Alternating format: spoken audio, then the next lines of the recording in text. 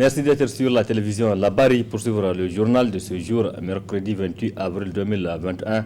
Mesdames et messieurs, bonsoir, bonne rupture du jeûne et bienvenue à tous. C'est bref pour débuter ce journal. La ville de Niamey a désormais un nouveau locataire. Il s'agit de Oumar Moumouni Dogari du Modène FA Lumana. Il a été élu ce mercredi avec 25 voix pour, contre 20 pour son challenger, donc le candidat Amadou Moussa Ibrahima. Oumarou Dogari accède donc à la présidence du conseil de ville de Niamey pour la deuxième fois.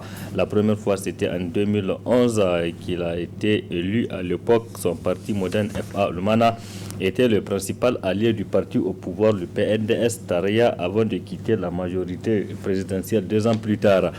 L'une des conséquences de cette décision, le président du conseil de ville de Niamey de l'époque, Oumar Moumouni Dogari, a été également éjecté de son fauteuil pour, dit-il, mauvaise gestion. Donc, l'élection du nouveau président du conseil de ville de Niamey, Oumar Moumouni Dogari, s'est déroulée ce mercredi 28 avril 2021 sans grand problème dans la salle de réunion de l'hôtel de ville de Niamey. Nous reviendrons plus en détail sur cette élection.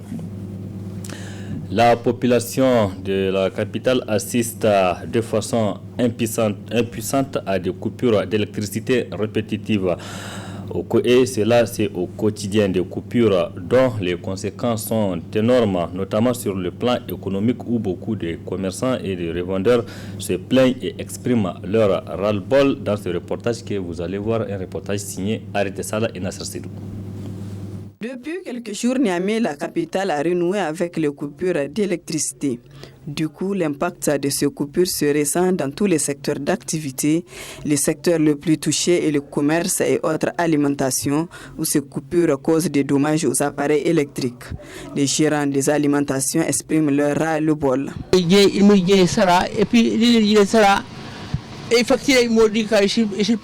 Avec les coupures répétitives, nos produits se gâtent.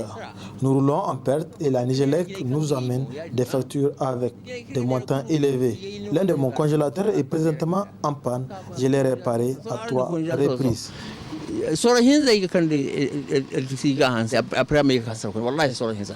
Les frais d'awa et solane dingue kulsuba dungue ndi coupure temo ikunong sara. Les produits laitiers que nous vendons se gâtent facilement dès qu'il y a coupure d'électricité. Ces coupures nous causent des désagréments. Même les réfrigérateurs tombent en panne très souvent.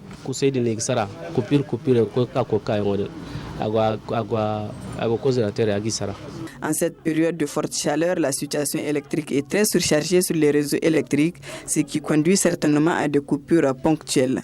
Ces gérants de boutiques doivent prendre donc leur mal en patience, car le Niger est un pays dépendant en électricité.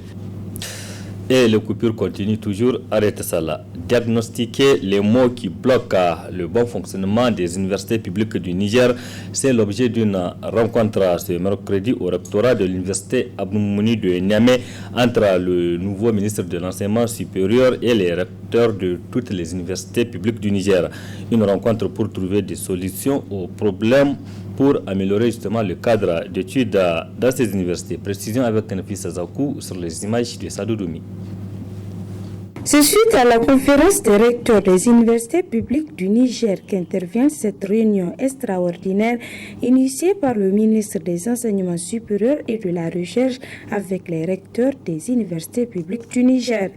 Cette conférence des recteurs est un cadre formel d'échange qui permet aux recteurs des différentes universités du Niger de partager les bonnes pratiques de gestion des universités publiques du Niger, d'échanger sur le fonctionnement des universités ou encore de mettre des conseils et avis à la tutelle. La CRUPEN est un important outil d'aide à la décision pour le ministre de l'Enseignement supérieur et de la Recherche. Monsieur le ministre, l'on est tenté de se poser la question de savoir comment gérer harmonieusement les nouvelles universités si un tel cadre n'est pas créé.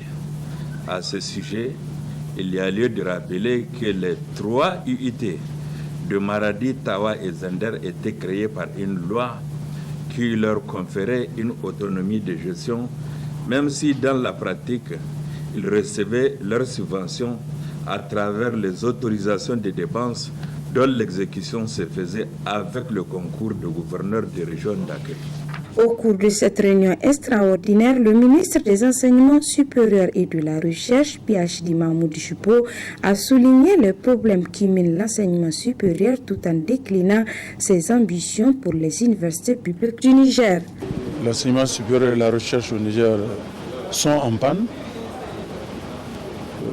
Nous sommes complètement désorientés parce que nous vivons dans nos universités des années académiques qui ne finissent pas, qui s'éternisent.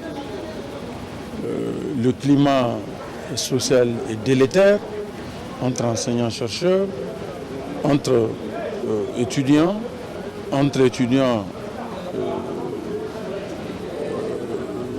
ministères. Bref, il y a un certain nombre de problèmes qui assaillent l'enseignement supérieur et la recherche qu'il faut prendre à bras le corps et pour lesquels il était devenu nécessaire de faire un cadrage et de se parler en face, de se dire les quatre vérités. Nous ne pouvons pas continuer à pratiquer la politique de l'autruche en regardant les gens faire ce qu'ils veulent. Il n'y a pas de raison que de petites mésententes entre individus affectent le fonctionnement des facultés.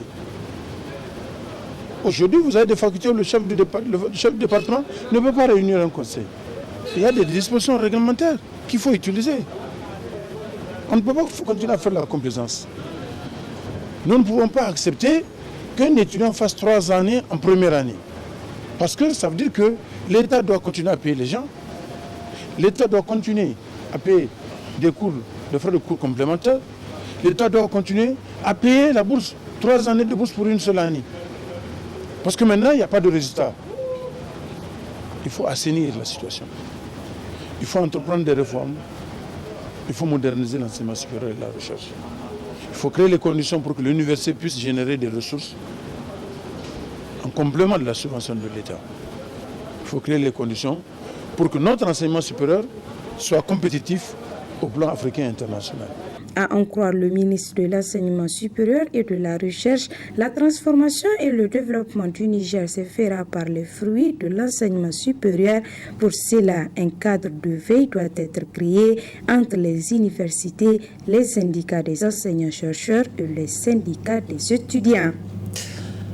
Il n'y a pas eu cours à ce jour, Nafisa Zakou, sur l'ensemble du territoire national. Les écoles ont été désertées. Les scolaires ont répondu au mot d'ordre de suspension de toutes les activités académiques lancées par l'Union des scolaires nigériens USN, un mouvement pour exiger la prise en compte de sa plateforme revendicative, comme vous allez le voir avec le secrétaire général du comité exécutif de l'USN, Amadou Hamani Mokhtar.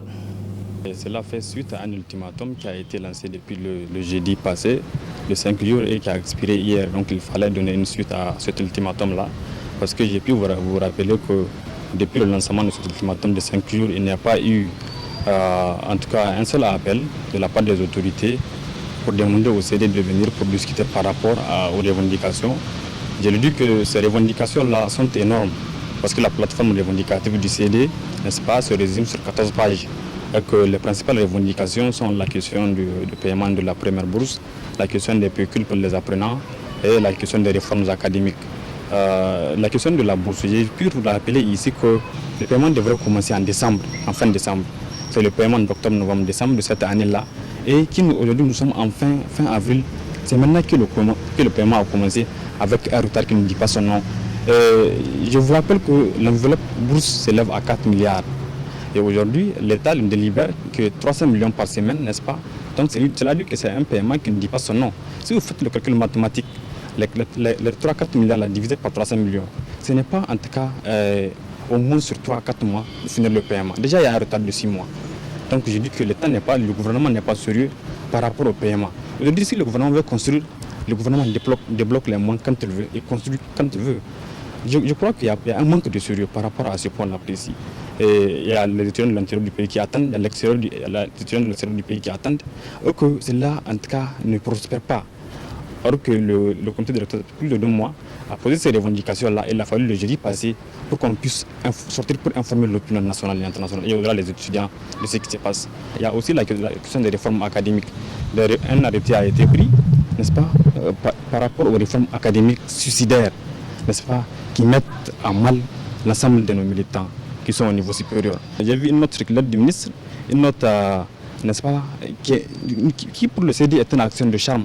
Parce que chaque ministre à son arrivée, n'est-ce pas, fait cette note-là pour dire qu'il veut que les années soient normalisées. Alors ce n'est pas possible lorsque le gouvernement ou lorsque l'État qui recrute les enseignants n'arrive pas à sanctionner ces enseignants-là. Parce qu'il y a des enseignants aussi récalcitrants.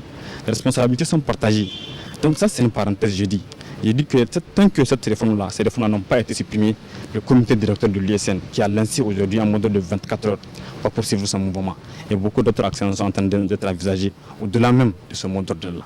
Ce mot d'ordre est reconductible en cas de non-satisfaction. D'ici la fin de la soirée, en effet, le comité directeur va lancer ce mot d'ordre-là, et que les prochains jours, n'est-ce pas, vont nous édifier par rapport aux méthodes de lutte qu'il faudra adopter pour faire aborder nos revendications. Autre aspect de cette édition, l'organisation nigérienne pour le développement à la base du potentiel humain ONDPH Niger organise depuis ce matin à Niamey une rencontre de 2 jours. Objectif de celle-ci est de faire le bilan de la mise en œuvre du projet qui a vu l'implication des femmes et des jeunes venus de toutes les régions du pays, et c'est là dans le processus électoral au Niger 2020-2021. Précision Nafisa Yahya et Nasser Sedou. Faire le bilan de la mise en œuvre du projet dont l'objectif est l'implication des femmes et des jeunes dans le processus électoral, c'est l'objet de la présente rencontre initiée par l'Organisation nigérienne pour le développement à la base du potentiel humain ONDPH Niger. Cette rencontre qui est initiée aujourd'hui par l'ONDPH intervient dans le cadre de la mise en œuvre d'un projet intitulé Campagne d'information et de sensibilisation pour la participation effective des jeunes et des femmes à des élections apaisées de 2020 et 2021. Et cette rencontre, en fait, c'est une rencontre bilan. On devait initialement faire un lancement de cette activité, mais compte tenu du contexte de Covid, ce n'était pas possible. Mais maintenant, avec, je pense, un peu de relâchement, il nous est permis de pouvoir organiser cette rencontre et nous l'avons intitulé « Bilan de la mise en œuvre des activités ». Et ce qu'il faut retenir, c'est que l'ONDPH a répondu à un appel à proposition de l'Union européenne qui lui a permis d'accéder à des ressources pour pouvoir mettre en œuvre cette campagne d'information et de sensibilisation, comme je l'ai dit, qui a plusieurs composantes. C'est une campagne qui a eu à faire d'abord le recrutement au niveau de 72 localités en termes de départements, et aussi de pouvoir renforcer les capacités de l'ensemble de ces participants, près de 288 participants. Et au niveau des régions, nous avons également des points focaux de l'ONDPH qui ont été renforcés pour appuyer ces activités. Occasion pour le président de l'ONDPH de saluer les participants pour la qualité du travail abattu. Ils ont fait un travail important et une équipe ou des équipes ont quitté Niamey pour sillonner l'ensemble des communes et des départements là où les activités ont été menées. Certes, il y a eu des difficultés, mais nous pouvons les féliciter que beaucoup, en tout cas, ont fait un travail assez important et que les autorités en région et en tout cas les autorités, ou du moins c'est les leaders communautaires, nous ont fait en tout cas la remontée de ce que les gens ont fait, ce qu'ils ont fait. Et je pense que vous me permettrez, vous les animateurs, et les superviseurs, de vous remercier sincèrement, et surtout le travail important de capitalisation qui a été organisé, ou du moins qui a été produit par les points focaux des journaux.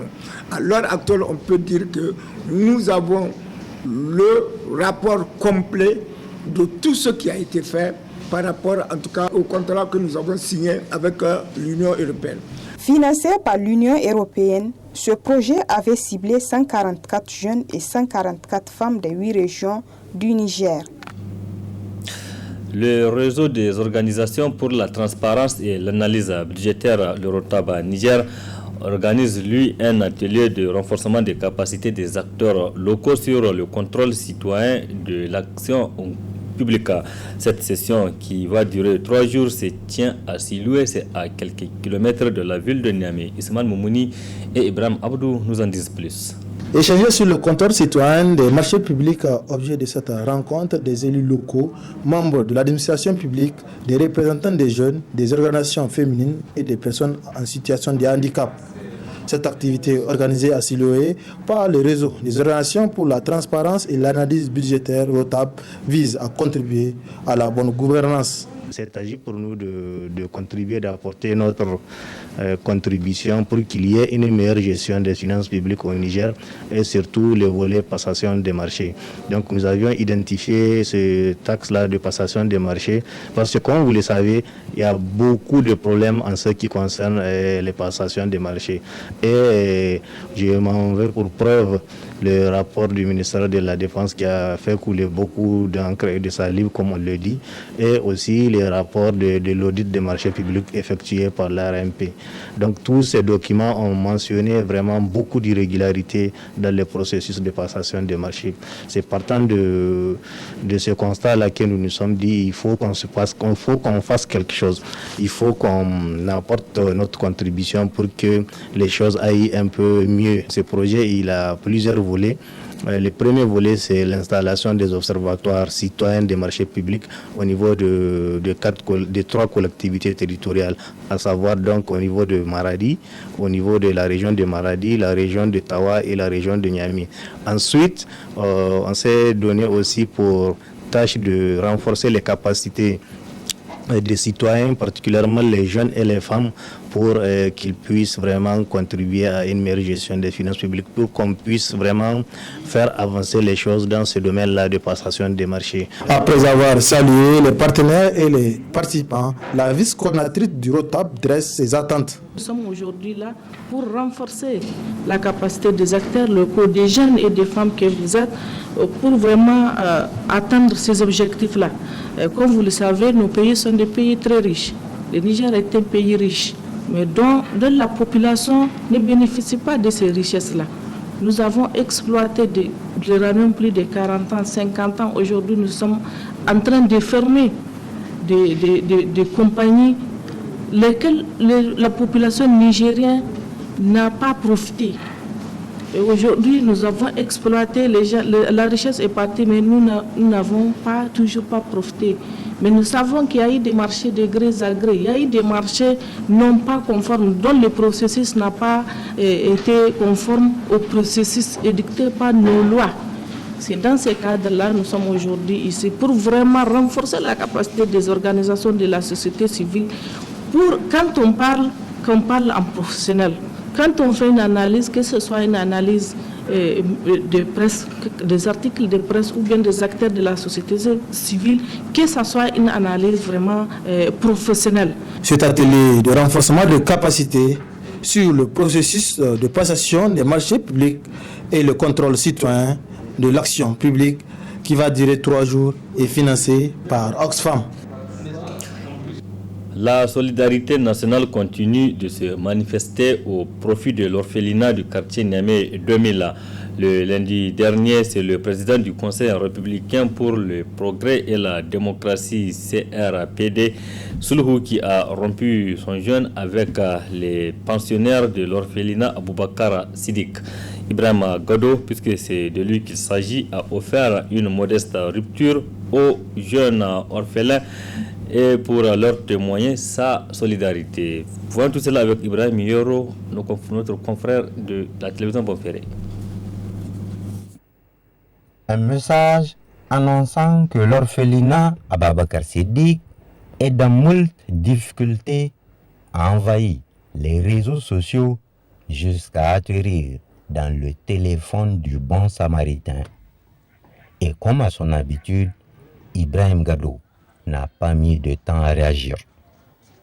Il s'est transporté sur le site de l'orphelinat à Niamey 2000 ce lundi 26 avril 2021 pour rompre le jeûne au milieu des 72 orphelins pensionnaires. Le président du CRPD Soulhou leur a offert une modeste rupture, repas qu'il a d'ailleurs partager avec eux. La joie est créée dans le cœur de ces orphelins en détresse il y a quelques jours seulement.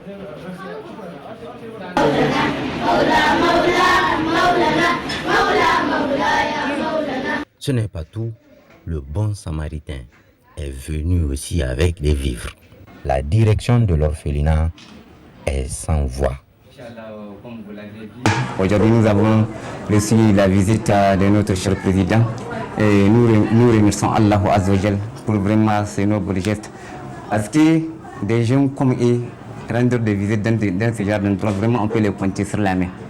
La raison pour laquelle vraiment on n'a pas de mots pour exprimer notre joie. Akwai wasu delegation suka aiko amma dai shi da kanshi tare da yara suna ci abinci wallahi wannan ban san kamar yadda nake sifan wannan dadin sai dai mu roƙon Allah subhanahu wataala ya bashi jannatul firdaus.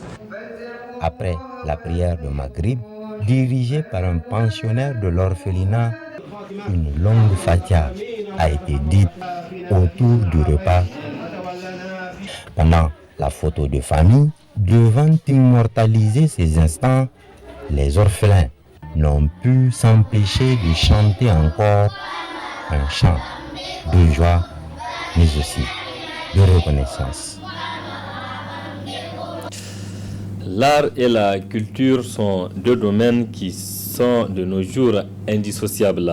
Dans le milieu universitaire, précisément à l'université Abdou-Mouni de Niamey, ils sont nombreux ces jeunes étudiants qui s'intéressent à l'art et à la culture.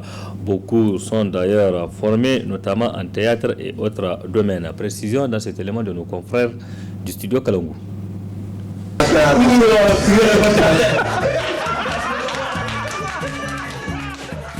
Je les aide d'abord à découvrir leurs propres ressources créatrices. Et je fais des exercices sur ces ressources créatrices-là afin de les développer et de les aiguiser pour qu'ils soient eux-mêmes au fait de leur métier d'interprète. Il faut dire qu'il y a différentes entités ici, ce n'est pas tous des acteurs, il y en a qui sont des slammeurs, il y en a qui sont des écrivains en herbe, il y en a qui sont des musiciens, qui sont des danseurs, mais tout ceci sont des interprètes pour moi. Et l'interprète en général a les mêmes ressources créatrices à repérer, exercer, développer et aiguiser. Nous avons l'intention de créer un spectacle où on va mettre vraiment en pratique ce qu'on aura partagé ensemble. Nous comptons monter un classique qu'on va proposer au grand public. Il y avait un chien qui est porté le succès de Satan. Un mec satanique de ce chien. Quand il passe dans un marché, il visite tout sur son passage, les personnes ont le droit de parler. Au sein de cette masse-là, que naîtra l'excellence. Il faut permettre que cette masse existe. S'il y a déjà beaucoup de gens qui veulent, qui réclament d'être reconnus comme artistes, que ce soit de la scène ou pas, c'est déjà bien. Ça amène une masse critique de praticiens de l'art. Dans cette masse-là, il y a, à mon avis, l'excellence qui va se détacher. Et il nous faut du tout pour faire un monde, il me semble. Il faut qu'il y ait l'amateur qui fait ça simplement par passion, sans calcul stratégique professionnel, mais il faut aussi qu'il y ait le professionnel. Et puis, quant à l'académie, bien sûr, le théâtre, c'est d'abord de la littérature. Il est nécessaire, de mon point de vue, qu'il y ait la rencontre entre les praticiens purs et les penseurs de notre pratique. C'est comme ça que nous allons développer notre métier. C'est comme ça qu'on va se rencontrer, qu'on va se poser des questions et orienter le théâtre, parce que c'est un métier en perpétuel recommencement, en perpétuelle renaissance. Il faut joindre ces deux entités, joindre ces deux compétences-là pour espérer faire naître le théâtre de demain. Du tapioca, du coco, quel vendeur. Et là, soudainement, le chien passe ça. Comme chaque semaine, nous en venons à présent à notre rubrique hebdomadaire, la chronique juridique. Elle va traiter aujourd'hui sur le thème violence basée sur les genres en période de conflit armé. Un thème qui sera développé par le juriste Emmanuel Alfred. Il est également président du Raza Press. Très bonne réception.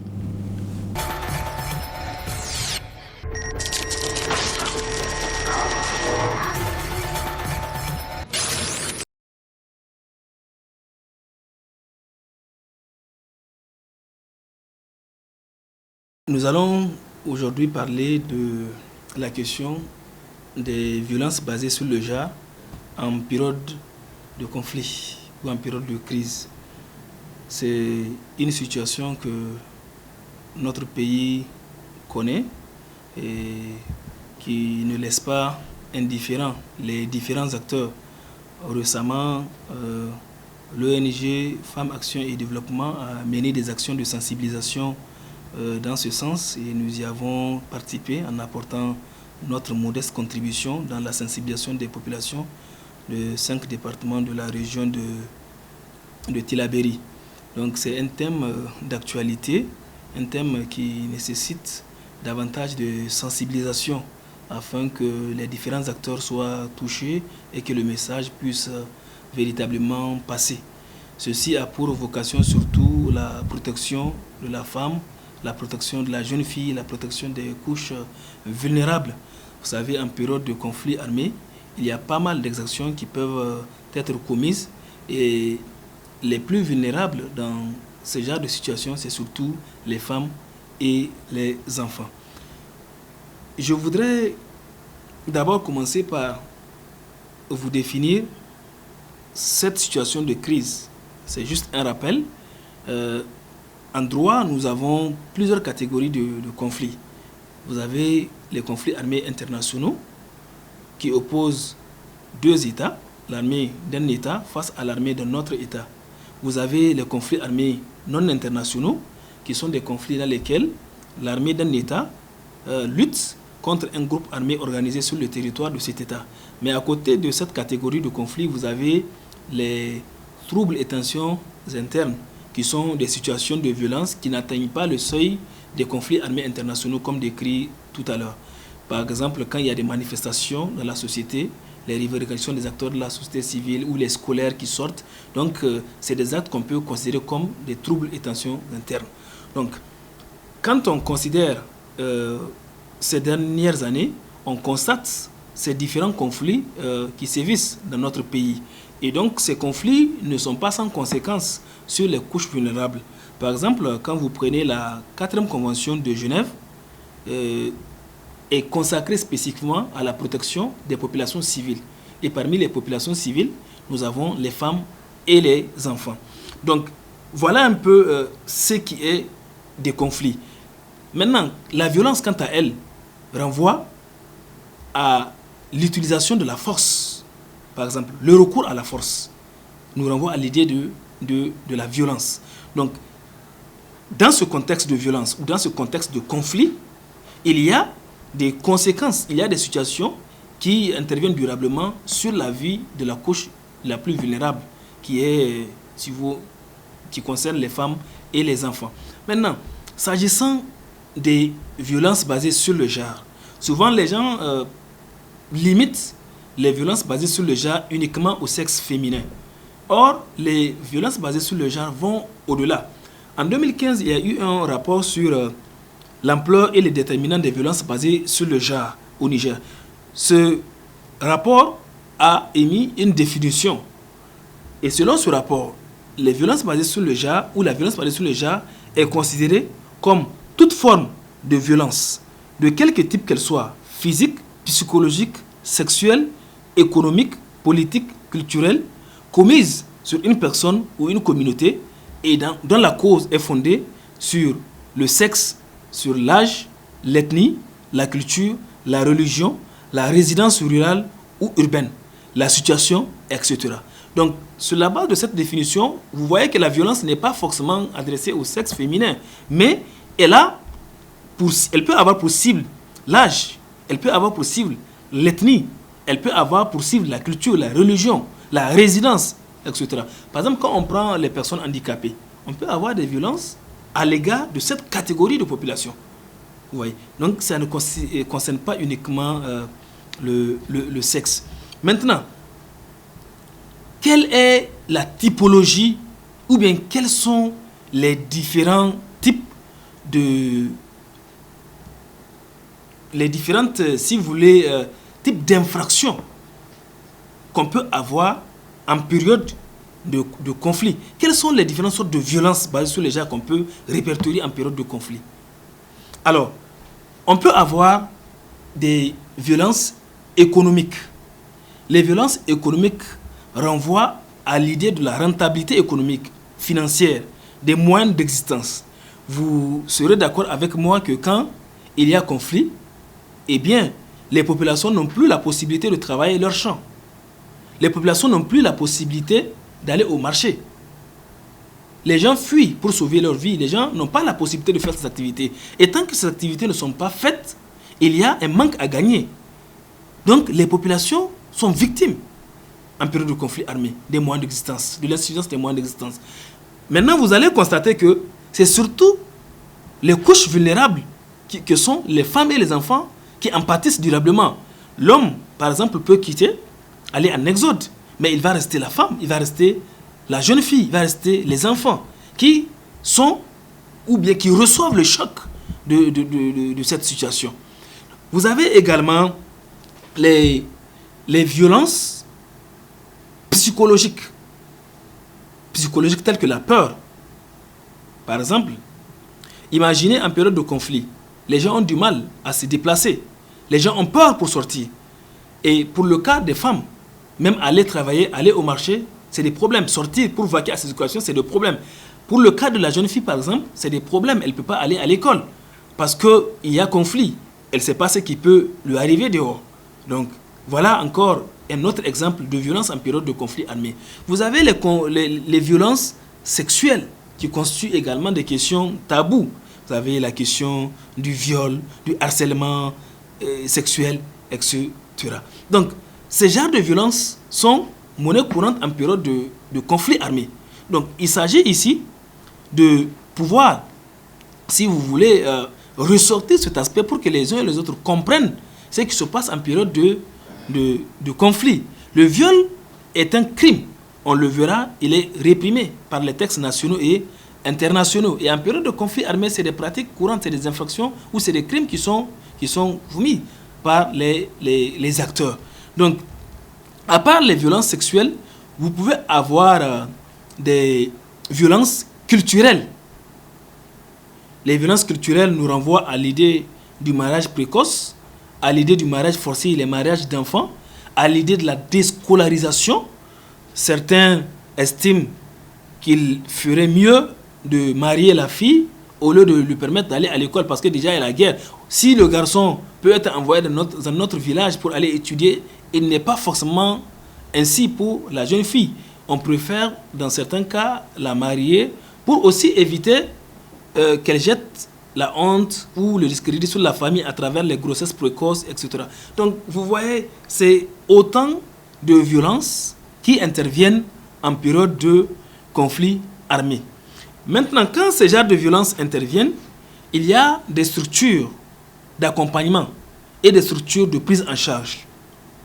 Au niveau étatique, vous avez par exemple les services de la justice, quand ça intervient, qui accompagnent les victimes dans le sens de la prise en charge. Vous avez le juge des mineurs quand il s'agit des mineurs de moins de 18 ans. Et le juge des mineurs est là également pour accompagner ces structures.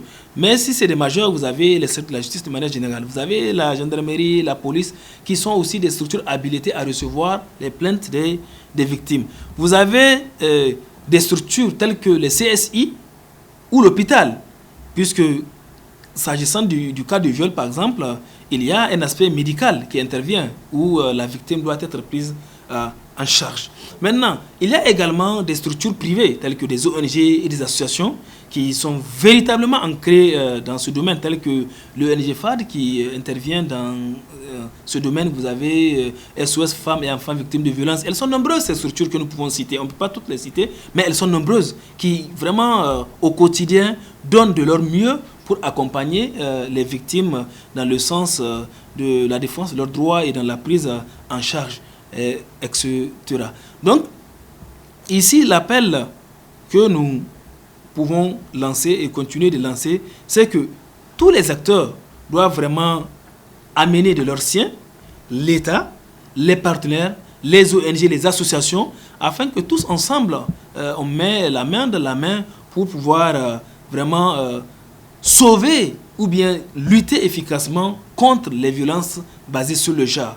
Mais la source ou bien la cause, c'est le conflit. Il faudrait vraiment encore une plus grande synergie dans le sens de l'instauration de la paix. Une fois que nous créons un climat de paix et de sérénité dans notre pays, dans les différentes régions, nous pensons qu'il serait plus facile de lutter contre les violences basées sur le genre.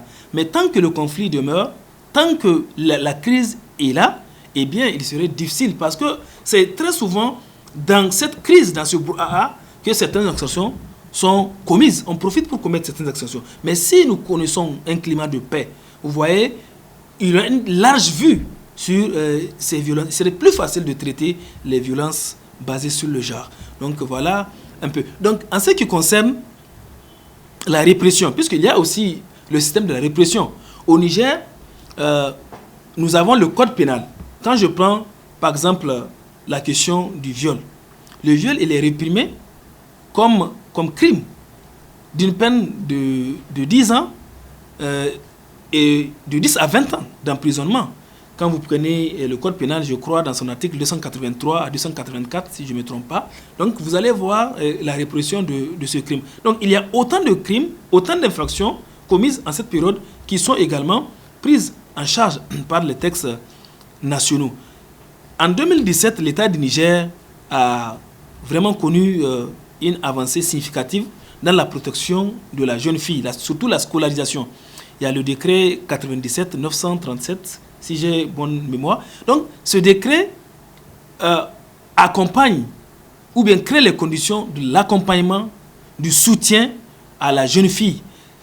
Lutte contre tout ce qui compromet dangereusement les conditions de la scolarisation de la jeune fille. Donc, voilà autant d'actions qui sont prises au niveau étatique pour pouvoir accompagner la jeune fille dans son cycle de scolarisation et lutter contre les violences basées sur le genre.